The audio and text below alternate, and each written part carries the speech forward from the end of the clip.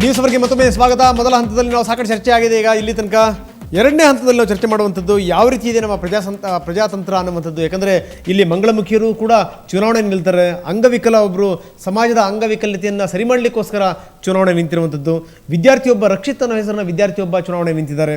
ಜೊತೆಗೆ ರಾಜಪ್ಪಾಜಿ ಅನ್ನುವಂಥವರು ಪ್ರೊಫೆಸರ್ ಅವರು ಒಂದು ರಾಷ್ಟ್ರೀಯ ಪಾರ್ಟಿಯನ್ನು ಹುಟ್ಟಾಕಿದ್ದಾರೆ. ಇನ್ನು ಕೃಷ್ಣಪ್ಪ ಶಿವಮೊಗ್ಗ ಸಾಗರದಿಂದ ಅವರು ಸ್ಪರ್ಧೆ ಮಾಡಿರುವಂಥವರು, ಲೋಕಸತ್ತಾ ಕ್ಷೇತ್ರದಿಂದ ಯೋಗಾಸನದ ಮುಖಾಂತರ ಅವರು ಗಮನ ಸೆಳೆಯುವಂಥವ್ರು.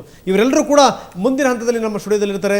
ಬನ್ನಿ, ಮತ್ತೆ ನಾನು ಚರ್ಚೆ ಮಾಡ್ತಾ ಇದ್ದೀನಿ ಧನಂಜಯ ಕುಮಾರ್ ಅವರ ಹೇಳಿಕೆಗೆ ಸಂಬಂಧಪಟ್ಟ ಹಾಗೆ ಮತ್ತೆ ಚರ್ಚೆನ ಮುಂದುವರಿಸ್ತಾ ಇದ್ದೀನಿ ಗೋ ಮಧುಸೂದನ್ ಅವ್ರ ಜೊತೆಗೆ. ಮಧುಸೂದನ್, ಇಲ್ಲಿ ತನಕ ವಿಶ್ವೇಶ್ವರ ಭಟ್ರು ಹೇಳಿದರು, ಪ್ರತಾಪ್ ಸಿಂಹ ಹೇಳಿದರು, ಎಲ್ಲದನ್ನು ಗಮನಿಸಿರ್ತಾವೆ. ಅಂದರೆ ರಾಜಕೀಯ ಅನ್ನುವಂಥದ್ದು ಈಗ ಕೆಳಗಡೆ ಇಳಿದೋಗಿದೆ, ಆ ಮೌಲ್ಯಗಳು ಅನ್ನುವಂಥದ್ದು. ಯಾರಾದರೂ ಮೈಕ್ ಸಿಕ್ತು ಅಂತಂದರೆ ಬಾಯಿಗೆ ಬಂದಂಗೆ ಮಾತಾಡ್ತಾರೆ. ಇದೇ ಧನಂಜಯ ಕುಮಾರ್ ಏನಾದರೂ ಸುಷ್ಮಾ ಸ್ವರಾಜ್ ಬಗ್ಗೆ ಮಾತಾಡಿದ್ರು ಅಥವಾ ಬೇರೆ ನಾಯಕರ ಬಗ್ಗೆ ಮಾತಾಡಿದ್ರೆ ಸಹಿಸ್ಕೋಬೋದಾಗಿತ್ತು. ಅಡ್ವಾಣಿ ಅಂತವ್ರಿಗೆ ಗುರಿ ಇಡ್ತಾರೆ ಅಂದರೆ ಇದ್ರ ಹಿನ್ನೆಲೆ ಏನು? ಅಷ್ಟು ದಡ್ರ ಅವ್ರು ಹಾಗಾದರೆ, ಅಥವಾ ಇದರ ಪರಿಣಾಮ ನಾಳೆ ನಮ್ಮ ಪಕ್ಷಕ್ಕೆ, ನಮ್ಮ ನಾಯಕರಿಗೆ ಎಂಥ ಒಂದು ಕೆಟ್ಟ ಹೆಸರು ತರುತ್ತೆ ಅನ್ನುವಂಥ ಪರಿಜ್ಞಾನ ಇಲ್ವ ಅವ್ರಿಗೆ ಹಾಗಾದರೆ? ಇಲ್ಲ, ಈ ಘಟನೆ ನೋಡಿದಾಗ ನನಗೆ ಹೇಗೆ ವಿಶ್ವೇಶ್ವರ ಭಟ್ರು ಒಂದು ಘಟನೆಯನ್ನು ನೆನೆಸ್ಕೊಂಡ್ರು, ಹಾಗೆ ನನಗೂ ಒಂದು ಘಟನೆ ನೆನಪು ಬರ್ತಾ ಇದೆ. ನಾವು ವಿದ್ಯಾರ್ಥಿಗಳು ಆವಾಗ ಜಗನ್ನಾಥರಾಯರು ನಮ್ಮ ಪಕ್ಷದ ಬಹಳ ಸರ್ವೋಚ್ಚ ನಾಯಕರು.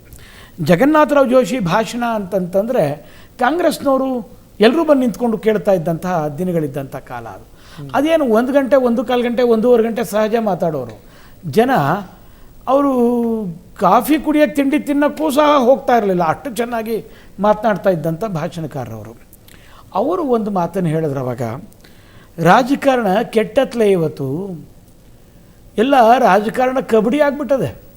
ಕಬಡ್ಡಿನಾಗ ಬರೀ ಕಾಲು ಹಿಡಿತಾರೆ, ಕೈ ಹಿಡಿತಾರೆ ಅಷ್ಟೇ.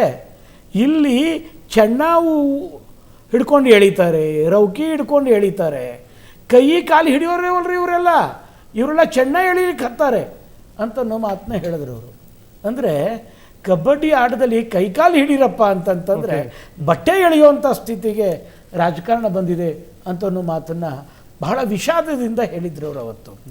ಬಹುಶಃ ಈಗೊಂದು ಸಾಧಾರಣ ಒಂದು 30 ವರ್ಷದ ಹಿಂದಿನ ಮಾತು ನಾನು ಹೇಳ್ತಾ ಇರೋದು. ಜಗನ್ನಾಥರಾಯರದು 81ರಲ್ಲಿ ನಾನು ಗುಲ್ಬರ್ಗದಲ್ಲಿ ಪ್ರಚಾರಕ್ಕಾಗಿದ್ದಾಗ ಆಗಲೇ ಅವ್ರು ಅಷ್ಟಾಗಲೇ. ಓಕೆ, ಈಗ ನಾವು ವಿಷಯಕ್ಕೆ ಬರೋದಾದ್ರೆ, ಈಗ ಎಂಥವ್ರನ್ನ ಗೆಲ್ಲಿಸ್ತಾ ಇದ್ದೀವಿ, ಎಂಥವ್ರು ನಮ್ಮ ನಾಯಕರುಗಳಾಗ್ತಾ ಇದ್ದಾರೆ ನೋಡ್ತಾ ಇದೀವಿ ನಾವು. ಕಳ್ಳರು, ಸುಳ್ಳು, ಮನೆ ಹಾಳರು, ಭೂಗಳ್ಳರು, ದಳ್ಳಾಳಿಗಳು ಇಂಥವರೇ ತುಳುಕ್ತಾ ಇದ್ದಾರೆ. ಎಲ್ಲೋ ಬೆರಳಿಕೆ ಜನ ಒಳ್ಳೆಯವರು ಕೂಡ ಇದ್ದಾರೆ. ಈ ವ್ಯವಸ್ಥೆ ಸರಿ ಮಾಡೋದು ಹೇಗೆ ಅದನ್ನು ಹೇಳಿ? ವ್ಯವಸ್ಥೆ ಸರಿ ಮಾಡಬೇಕಾದ್ರೆ ಒಂದು ವಿಪ್ಲವ ಕ್ರಾಂತಿ ಆಗಬೇಕು. ಏನ್ ಸರ್ ನೀವು ಸಂಭವ ಯುಗ ಯುಗ ಅಂತ ಹೇಳ್ಬಿಡಿ ಅತ್ಲಾಗೆ. ಅಲ್ಲ, ಅದಕ್ಕೆ ನಾನು ಹೇಳ್ತಾ ಇರೋದು, ಕ್ರಾಂತಿ ಆಗಬೇಕಾದ್ರೆ ಒಬ್ಬ ನಾಯಕ ನಿರ್ಮಾಣ ಆಗಬೇಕು. ಆ ನಾಯಕನಿಗೆ ಜನಸಾಮಾನ್ಯರ ನಡುವೆ ನಿಮ್ಗೆ ಅಧಿಕಾರ ಕೊಟ್ಟರೆ ನೀವು ಕ್ರಾಂತಿ ಮಾಡಲಿಲ್ಲ. ಕ್ರಾಂತಿ ಕಥೆಗಳನ್ನ ಹೇಳ್ತೀರಿ ಧನಂಜಯ್, ಕೇಳೋರಿದ್ದಾರೆ ಅಂತ ಹೇಳಿ ತೀರಾ ಕ್ರಾಂತಿ ಆಗುತ್ತೆ ಅದ್ರ ಪಾಡಿಗೆ? ಅದು ಖಂಡಿತ ಆಗತ್ತೆ ರೀ. ಓಕೆ, ನಾವು ನೋಡಿ ಅತ್ಯಂತ ಕಷ್ಟದ ದಿನಗಳಲ್ಲಿ ಎಮರ್ಜೆನ್ಸಿಗಳನ್ನು ಕಂಡ್ವಿ. ಆದರೆ ಇದೇ ದೇಶದ ಜನ ಯಾರನ್ನ ನಾವು ಹೆಬ್ಬೆಟ್ಟು ಅಂತಂದ್ವಿ, ದಡ್ರು ಅಂತಂದ್ವಿ. ಮೌಲ್ಯಗಳಿತ್ತು ಸರ್ ಅವಾಗ. ಇಲ್ಲ ಸರ್, ನಾನು ಹೇಳ್ತಾ ಈಗೇನ್ ಮೌಲ್ಯಗಳಿತ್ತು, ಈಗಲೂ ಮೌಲ್ಯಗಳಿತ್ತು. ಹಿಂದೆ ಗುರು ಇದ್ದ, ಒಂದು ಗುರಿ ಇತ್ತು. ನೋಡಿ, ಓಕೆ ಫೈನ್ ಫೈನ್, ನಮ್ಮ ಜನ ಒಳ್ಳೆ ತೀರ್ಪನ್ನ ಕೊಡ್ತಾರೆ. ಎಸ್ ಎಸ್ ಅಶ್ವತ್ಥನಾರಾಯಣ್, ಕೊನೆದಾಗಿ ನೀವೇನು ಹೇಳ್ತೀರಿ ಸರ್? ಒಂದು ಈ ರಸ್ತೆನಲ್ಲಿ ಕುಡಿದು ಮಾತಾಡ್ತಾರಲ್ಲ, ಅರ ಅವ್ನು ಮಾತಾಡ್ಬೇಕಾದ್ರೆ ಸತ್ಯ ಮಾತಾಡ್ತಾರೆ, ನಾಲಿಗೆ ತೊದ್ಲಿರುತ್ತೆ ಅಷ್ಟೇ. ಆದರೆ ಇವ್ರು ಇದ್ದಾರಲ್ಲ ಧನಂಜಯ ಕುಮಾರ್ ಅಂತವರು, ಇವ್ರನ್ನ ಏನು ಅಂತ ನಾವು ತಿಳ್ಕೊಬೇಕು, ಅರ್ಥ ಆಗಲ್ಲ. ಒಂದೇ ಸರ್ ನಾನು ಹೇಳೋದು, ಇಂಥ ಬೇಜವಾಬ್ದಾರಿ ಹೇಳಿಕೆ ಕೊಡುವಂಥ ವಿಚಾರಗಳನ್ನು ಯಾವುದೇ ಕಾರಣಕ್ಕೂ ಮಾಧ್ಯಮದಲ್ಲಿ ಆದಷ್ಟು ಅವಾಯ್ಡ್ ಮಾಡಬೇಕು. ಅವ್ರು ಮಾತಾಡಿರೋದು ಸರಿ ಅನಿಸಿದ್ರೆ ನೀವು ಅದನ್ನು ಬಿತ್ತಾರೆ. ನಿಮ್ಗೆ ಇಲ್ಲ ಎಲ್ಲ ಒಂದು ಕಡೆ ಬೇಜವಾಬ್ದಾರಿ ತಂದ ಮಾತಾಡಿದ್ದೇನೆ ಅಂತ ಹೇಳಿದ್ಮೇಲೆ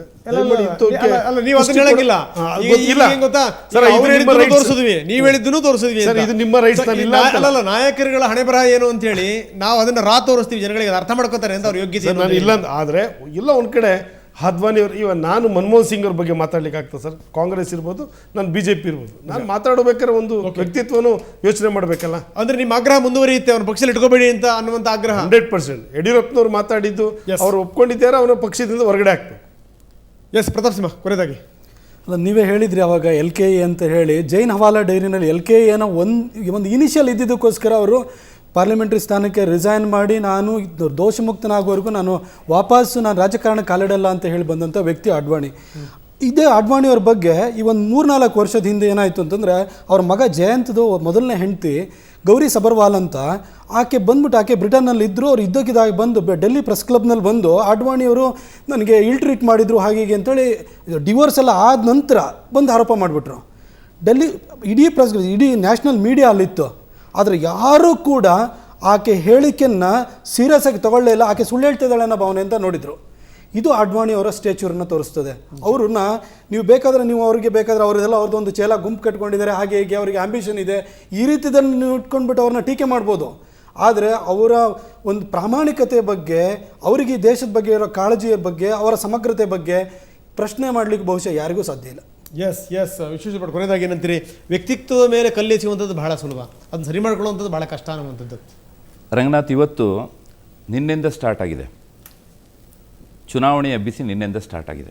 ಪ್ರಾಯಶಃ ಇನ್ನು ಮುಂದಿನ 20 ದಿವಸಗಳಲ್ಲಿ ಇದು ಆರಂಭ ಇನ್ನೂ ಜಾಸ್ತಿಯಾಗಿ ಇದು ಆಗತ್ತೆ ಅನ್ನುವಂಥ ಎಲ್ಲ ಸೂಚನೆಯನ್ನು ಧನಂಜಯ್ ಕುಮಾರ್ ಅವರು ಕೊಟ್ಟಿದ್ದಾರೆ. ಇಲ್ಲಿ ನಾವು ಗಮನಿಸಬೇಕಾದಂಥ ಸಂಗತಿ ಏನಂತಂದರೆ, ಆರಂಭದಲ್ಲೇ ಎಲ್ಲ ರಾಜಕೀಯ ಪಕ್ಷಗಳಿಗೂ ಕೂಡ ಧನಂಜಯ್ ಕುಮಾರ್ ಅವರ ಒಂದು ಮಾತು, ಒಂದು ಎಚ್ಚರಿಕೆ, ಒಂದು ಕರೆಗಂಟೆ ಅಂತೇಳಿ ನಾನು ಅಂದ್ಕೊಂಡಿದ್ದೇನೆ. ನಮ್ಮ ಕಂಡಕ್ಟ್ ಹೇಗಿರಬೇಕು, ಚುನಾವಣಾ ಪ್ರಚಾರದ ಒಂದು ಡೀಸೆನ್ಸಿ ಹೇಗಿರಬೇಕು, ಮತ್ತು ಮತದಾರರಿಗೆ ನಾವು ವಂಚನೆ ಮಾಡಲಿಕ್ಕೆ ಸಾಧ್ಯ ಇಲ್ಲ. ಈ ಅಡ್ವಾಣಿ ಅಂತ ಒಬ್ಬ ನಾಯಕರ ಮೇಲೆ ನೀವು ಬೇಕಾಬಿಟ್ಟಿಯಾಗಿ ಮಾತಾಡಲಿಕ್ಕೂ ಕೂಡ ಸಾಧ್ಯ ಇಲ್ಲ. ಜನ ಅದನ್ನು ಒಪ್ಪೋದಿಲ್ಲ ಅಂತ. ನಾನು ಇವತ್ತು ಬೆಳಿಗ್ಗೆ ಧನಂಜಯ್ ಕುಮಾರ್ ಅವರ ಸ್ಟೇಟ್ಮೆಂಟನ್ನು ನಾನು ಟ್ವಿಟರ್ನಲ್ಲಿ ಹಾಕಿದ್ದೆ. ಕೊನೆಗೆ ನಾನು ಒಂದು ಮಾತನ್ನು ಕೇಳಿದ್ದೆ, ಎನಿ ಕಮೆಂಟ್ಸ್ ಅಂತ, ನೀವು ಯಾರಾದರೂ ಒಂದು ಕಮೆಂಟ್ ಮಾಡಿ ಅಂತ.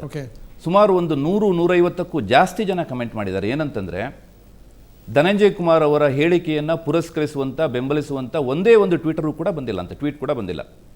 ಅಂದರೆ ಅಲ್ಲೇ ನಿಮಗೆ ಗೊತ್ತಾಗತ್ತೆ ಅಂತ, ನಾವು ಯಾರು ವಿರುದ್ಧ ನಾವು ಆಪಾದನೆಯನ್ನು ಮಾಡ್ತಾ ಇದ್ದೇವೆ, ಟೀಕೆ ಮಾಡ್ತಾ ಇದ್ದೇವೆ ಅನ್ನುವಂಥ ಮಾತು ಬಹಳ ಮುಖ್ಯ ಆಗತ್ತೆ ಅಂತ. ಪ್ರಾಯಶಃ ಇದು ಎಲ್ಲ ರಾಜಕೀಯ ನಾಯಕರಿಗೆ ಮುಂದಿನ 20 ದಿವಸಗಳಿಗೆ ಇದು ಒಂದು ಎಚ್ಚರಿಕೆಯ ಕರೆಗಂಟೆ ಆಗಲಿ. ಅಲ್ಲಲ್ಲ, ಯಾಕೆ ಕಾರಣ ಬೇಕಲ್ಲ ಇದಕ್ಕೆ ಅಂತ? ಈ ರೀತಿ ಮಾತಾಡಲಿಕ್ಕೆ ನಿಮ್ಗೆ ಯಾವುದೇ ದಾಖಲೆಗಳಿಲ್ಲದೇ ಸುಮ್ಮನೆ ಮಾತಾಡ್ಬಿಟ್ರೆ ಹೇಗೆಂದು ಅಂತ? ಅದು ಸ್ವಭಾವ ಅಂತ. ಪ್ರಾಯಶಃ ಅವರು ಅವರ ಈ ಮಾತು ಇಷ್ಟು ದೊಡ್ಡ ಪ್ರಮಾಣದಲ್ಲಿ ಚರ್ಚೆಗೆ ಒಳಗಾಗುತ್ತೆ. ಸ್ವಭಾವನೋ ಅಥವಾ ಬೌದ್ಧಿಕ ಅಭಾವನೋ ಅಂತ ಅದನ್ನ ಪ್ರಾಯಶಃ ಧನಂಜಯ್ ಕುಮಾರ್ ಅವರೇ ಹೇಳಬೇಕು. ಅಲ್ಲ, ಒಂದು ನಿಮಿಷ, ನನಗೆ ಬಹಳ ಆಶ್ಚರ್ಯಕರ ಸಂಗತಿ ಅಂತಂದ್ರೆ ವಿಶ್ವೇಶ್ವರ ಭಟ್, ಇದು ಇಲ್ಲಿ ಸಿದ್ದು ಅಂತವ್ರು ಕೂಡ, ಸಿದ್ದರಾಮಯ್ಯನಂತವ್ರು ಕೂಡ ಹೆಂಗೆ ಇದನ್ನು ಸಮರ್ಥನೆ ಮಾಡ್ತಾರೆ ಇದನ್ನ ಅಂತ? ಸಿದ್ದರಾಮಯ್ಯ ಅವರು ಪ್ರಾಯಶಃ ಈ ಒಂದು ಸ್ಟೇಟ್ಮೆಂಟ್ನ ರಾಜಕೀಯ ಲಾಭವನ್ನು ಪಡ್ಕೊಳ್ಬೇಕು ಅಂತ ಒಂದು ದೃಷ್ಟಿಯಿಂದ ಹೇಳಿದರು ಅಂತ. ಅವರ ಮಾತನ್ನು ಕೂಡ ಗಂಭೀರವಾಗಿ ಪರಿಗಣಿಸಬೇಕಾಗಿಲ್ಲ. ಅವರು ಕೂಡ ಒಂದು ರೀತಿ ಪಾಸಿಂಗ್ ರಿಮಾರ್ಕ್ ಆಗಿ ಹೇಳಿದರು ಅಂತ ಅವರು. ಓಕೆ ಸರ್, ಏನು ಹೇಳಕ್ ಹೋದ್ರಿ? ತುಂಬ ಸಂಕ್ಷಿಪ್ತವಾಗಿ. ಬಹುಶಃ ಏನಾಗಿರ್ಬೋದು ಅಂತಂದರೆ, ಈ ಒಂದು ರೀತಿಯಾದಂಥ ಚಾಪ್ಲೂಸಿ ಅಂತ ಹೇಳ್ತಾರಲ್ಲ, ಈ ಬಟ್ರಿಂಗು, ಈ ಥರದ ರಾಜಕಾರಣ ಮಾಡುವಂಥ ವ್ಯಕ್ತಿಗಳಿಗೆ ತಮ್ಮ ನಾಯಕನ್ನ ತೃಪ್ತಿಪಡಿಸ್ಬೇಕು ಅಂತನ್ನುವಂಥ ಒಂದು ಮಹದಿಚ್ಛೆ ಇರುತ್ತೆ. ಅದರಿಂದನೇ ತಮ್ಮ ಜಾಗ ಭದ್ರ ಅಂತ ನಂಬ್ಕೊಂಡಿರುವಂಥ ಜನಗಳಿರ್ತಾರೆ. ಅವ್ರಿಗೆಲ್ಲೋ ಅನ್ನಿಸ್ಬಿಡ್ತು, ನನ್ನ ಅಡ್ವಾಣಿ ಬಗ್ಗೆನೇ ಮಾತಾಡ್ಬಿಡ್ತು ಅಂದರೆ ಯಡಿಯೂರಪ್ಪ ನನ್ನನ್ನು ಹೊಗಳ್ಕೊಂಡ್ಬಿಡ್ತಾನೆ, ಯಡಿಯೂರಪ್ಪ ನನ್ನ ಮೆಚ್ಚಿಬಿಡ್ತಾರೆ ಅಂತನ್ನುವಂಥ ಭಾವನೆಯಿಂದ ಈ ರೀತಿಯಾದಂಥ ಒಂದು ಹೇಳಿಕೆಯನ್ನು ಮಾಡಿರ್ಬೋದೇನೋ. ನೀವು ಗಮನಿಸಬೇಕು, ಈಗ ಒಂದು 10 ವರ್ಷದ ಹಿಂದೆ ಲೋಕಸಭಾ ಚುನಾವಣೆ ಸಂದರ್ಭದಲ್ಲಿ ಸೋನಿಯಾ ಗಾಂಧಿಯವರು ವಾಜಪೇಯಿ ಅವರಿಗೆ ಗದ್ದಾರ್ ಅಂತೇಳಿ ಕರೆದರು ಅಂತ. ನಂತರ ಅದರ ಬಗ್ಗೆ ದೇಶವ್ಯಾಪಿ ಅದರ ಬಗ್ಗೆ ಒಂದು ಚರ್ಚೆ ಆಯಿತು ಅಂತ. ಅಟಲ್ ಬಿಹಾರಿ ವಾಜಪೇಯಿ ಅವರು ಅದಕ್ಕೆ ರಿಯಾಕ್ಟ್ ಕೂಡ ಮಾಡಲಿಲ್ಲ ಅಂತ. ಇಲ್ಲಿ ಒಂದು ಆಪಾದನೆ ಮಾಡಿದವರು ಮತ್ತು ಯಾರ ಮೇಲೆ ಆಪಾದನೆ ಮಾಡಿದೆ ಮತ್ತು ಎಂಥ ರೀತಿಯಾದಂಥ ಆಪಾದನೆಯನ್ನು ಮಾಡಿದ್ದಾರೆ, ಇದು ಬಹಳ ಮುಖ್ಯ ಆಗತ್ತೆ ಇಲ್ಲಿ. ಹೀಗಾಗಿ ಈ ಸಂದರ್ಭದಲ್ಲಿ ಧನಂಜಯ್ ಕುಮಾರ್ ಅವರ ಸ್ಟೇಟ್ಮೆಂಟನ್ನು ಸ್ವತಃ ಅವರ ಪಕ್ಷದ ನಾಯಕರಾದಂಥ ಯಡಿಯೂರಪ್ಪನವರೇ ಅದನ್ನು ಅಲಗಳೆದಿದ್ದಾರೆ. ಅಷ್ಟಕ್ಕಿಂತ ಹೆಚ್ಚಾಗಿ ಅವರೇ ಕ್ಷಮೆಯನ್ನು ಕೂಡ ಯಾಚಿಸಿದ್ದಾರೆ. ಹೌದು. ಸೊ ಇದನ್ನು ಪ್ರಾಯಶಃ ಎಲ್ಲ ರಾಜಕೀಯ ಪಕ್ಷಗಳ ನಾಯಕರು ಕೂಡ ಒಂದು ಸಂದೇಶ ಅಂತೇಳಿ ಭಾವಿಸಿ, ಒಂದು ಮೆಸೇಜ್ ಇದೆ ಅಂಥೇಳಿ ಭಾವಿಸಿ ಮುಂದಿನ ಒಂದು ಕ್ಯಾಂಪೇನನ್ನು ಇನ್ನೂ ಒಂದು ಡೀಸೆಂಟ್ ಲೆವೆಲ್ ಮಾಡಲಿ ಹೇಳುವಂಥದ್ದು. Yes sir, thank you very much. ತಮ್ಮ ನಾಲ್ವರಿಗೂ ಕೂಡ ಧನ್ಯವಾದಗಳು. ಇಲ್ಲಿ ತನಕ ಸಾಕಷ್ಟು ಮಾತಾಡಿದ್ರಿ. ಇದು ಆರಂಭ ಮಾತ್ರ. ಇದು ವಿಶ್ವೇಶ್ವರ ಭಟ್ ಹೇಳಿದಂಗೆ ಇನ್ನು ಮುಂದಿನ ಹಂತ ಹೇಗಿರುತ್ತೆ ಅಂತ ಹೇಳೋದು ಬಹಳ ಕಷ್ಟ. ಯಾಕಂದರೆ ಈಗಲೇ ಏನಾದರೂ ಅರ್ಥಕೊಂಡು ರಾಜಕಾರಣಿಗಳು ತಾವು ಮಾತಾಡುವಂಥ ಬಗ್ಗೆ ಎಂಥದ್ದು ಏನು ಮಾತಾಡ್ತಾ ಇದ್ದೀನಿ ಅದ್ರ ಬಗ್ಗೆ ಅರಿವಿರಲಿ. ಯಾರನ್ನೋ ನೀವು ಖುಷಿ ಪಡಿಸೋಕ್ಕೋಸ್ಕರ ಮಾತಾಡಿದ್ರೆ ಅದು ಪಕ್ಷಕ್ಕೂ ಧಕ್ಕೆ, ನಾಯಕರಿಗೂ ಧಕ್ಕೆ. ಯಾರೋ ಒಬ್ಬ ವ್ಯಕ್ತಿ ಏನೋ ಅಂದಾಕ್ಷಣ ಅವರ ವ್ಯಕ್ತಿತ್ವಕ್ಕೆ ಮಸಿ ಬಳಿಲಿಕ್ಕೆ ಖಂಡಿತ ಸಾಧ್ಯ ಇಲ್ಲ. ಆದರೆ ನಿಮ್ಮ ಲೆವೆಲ್ ಅನ್ನುವಂಥದ್ದು ಏನು ತೋರಿಸುತ್ತೆ? ಕೇಂದ್ರದ ಒಬ್ಬ ಮಾಜಿ ಮಂತ್ರಿಯೇ ಈ ರೀತಿ ಮಾತಾಡಿದ್ರೆ ಇನ್ನು ಉಳಿದಂಥ ರಾಜಕಾರಣಿಗಳ ಪಾಡೇನು? ಇದೆಲ್ಲದನ್ನೂ ಕೂಡ ಜನ ಗಮನಿಸ್ತಾ ಇದ್ದಾರೆ. ಅದನ್ನು ನೋಡಾದರೂ ಈ ರಾಜಕಾರಣಿಗಳು ಸ್ವಲ್ಪ ಅರ್ಥಕೊಳ್ಳಿ, ತಿಳ್ಕೊಳ್ಳಿ, ಒಂದಷ್ಟು ತಿದ್ದುಕೊಳ್ಳಿ. ಇನ್ನು ಮುಂದಿನ ಹಂತದಲ್ಲಿ ನಾವು ಚರ್ಚೆ ಮಾಡ್ತಾ ಇದ್ದೀವಿ, ಪ್ರಜಾತಂತ್ರದಲ್ಲಿ ಎಲ್ರಿಗೂ ಕೂಡ ಒಂದು ಹಕ್ಕಿದೆ ಅನ್ನುವಂಥದ್ದು. ಹೀಗಾಗಿ ಬಹಳಷ್ಟು ಜನ ಚುನಾವಣೆಗೆ ನಿಂತಿದ್ದಾರೆ. ಅದರಲ್ಲಿ ವಿಶೇಷವಾಗಿರುವಂಥವ್ರನ್ನ ಇಲ್ಲಿ ಕೂಡಿಸಿ ನಾವು ಮಾತಾಡ್ತಾ ಇದ್ದೀವಿ. ಅವರ ಅನಿಸಿಕೆ, ಅಭಿಪ್ರಾಯಗಳನ್ನು ಕೇಳೋಣ ಸಣ್ಣ ವಿರಾಮದ ನಂತರ.